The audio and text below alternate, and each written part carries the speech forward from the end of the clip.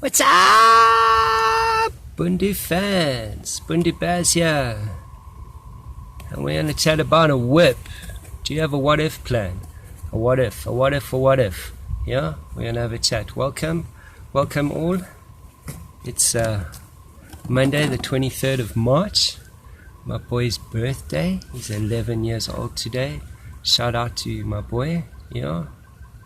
An amazing lighty. It's his birthday over quite a significant period of time in our history, I think, eh?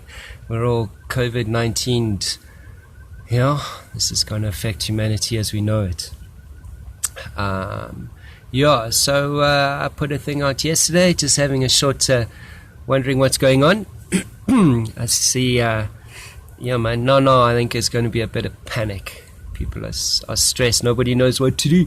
To be honest, I don't know what to do. Do you know what to do? I don't know what to do. Serious times ahead. I guess we need to beat this thing. Yeah, we need to stick together. We need to, let me rephrase that. We don't need to be together. We need to create distance among us. Yeah, we need to beat this thing. We need to stop it in its tracks.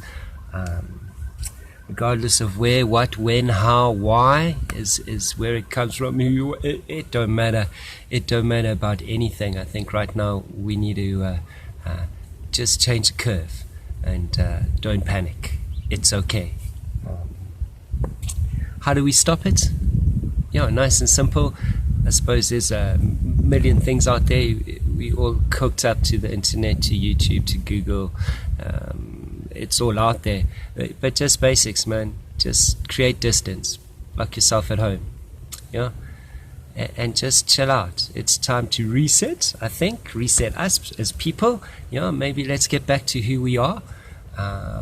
This is a good time to change the world. Let's change the world. The system is broken, and we have the opportunity to make a new one, create a new one. We don't need to fix this one. It sucks. The stress of everyday life, the stress of people having to go to work 9 to 5, Saturdays, get a Sunday off, spend all this money on a nice beautiful house, stress your life away because maybe you can't afford the school fees for your lighty, or maybe you can afford the school fees for your lighty, but everyone's got the new latest iPhone or new whatever, and it's crap. Stress is an issue, and stress is a man-made, self-created thing, and the truth is our journey on this planet was not to have stress. The other truth is 90% of the things we worry about, they never happen. We create our own issues, and it's a society. It's the way that we have been brought up. It's the lies that we have been fed, and it's the system that we're in. I just want to say that I've been out of the system for a long time. As a family, we have slowly got ourselves back into the system. It has been a year that we've sort of been on the fringes of the system. To live out of the system is really difficult. I don't care what people have to say. We've done it for just under 6 years, completely out the system. It's hard work, and for the most part it's cuck. I'll be quite frank with you. However, where we sit today, the benefit of not being in the system is that I don't owe thousands of dollars. And I don't own anything. I have a car and it's paid off, and I owe to some friends a little bit of cash on that, but I don't own my life to the bank, to the government, to anybody actually. For the most part, we've slogged away and done it without getting into debt, which generally is difficult. So I appreciate we're quite lucky compared to most, I think, that are in the system. However, that's not what this is about. I want to talk about, we have the opportunity, and I think we need to take this opportunity and not look at what's happening in a bad light, in a negative. Yes, the potential for disaster is there. It's always there. And if we just back our government, back our president for the interim, understand that we need to be self-sufficient, we need to assist ourselves, we need to keep distance. I think if we can all just hunker down for 21 days or 28 days or something and just self-lockdown, rather than have the president have to say it, and just be open. I think by minimizing interaction we can just get ahead of this virus, and in the interim we can restart a new society, a society for and by the people. How? I don't know, but we can chat about it. Anyway, just my thoughts on that. Another important thought is what if? What if? Do you have a WIP? Do you have a what if plan?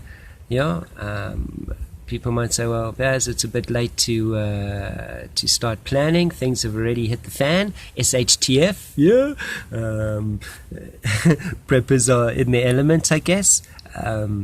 What's going on when the shit hits a fan? Or Tia Takawana or something. What?